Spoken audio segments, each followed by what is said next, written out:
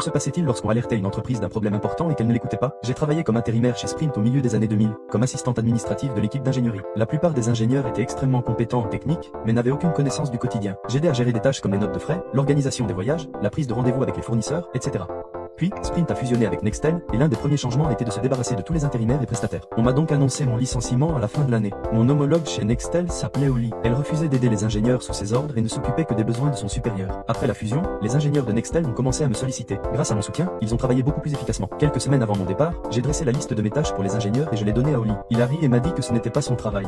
Ce n'était pas son travail, puisque c'était le mien. Je tenais aux ingénieurs, alors je leur ai envoyé des instructions sur la façon de gérer les tâches après mon départ. J'ai également informé mon patron que j'avais contacté Oli pour obtenir une réponse. Il m'a remercié et m'a dit qu'il trouverait une solution. Comme prévu, après mon départ, j'ai commencé à recevoir des courriels et des appels des ingénieurs et de mon ancien patron me demandant comment faire ceci ou cela. Au début, je leur ai envoyé les informations, mais au bout de quelques semaines, je leur ai simplement dit, allez demander à Oli. Plus tard, Sprint a licencié la plupart des employés d'origine, y compris mon patron.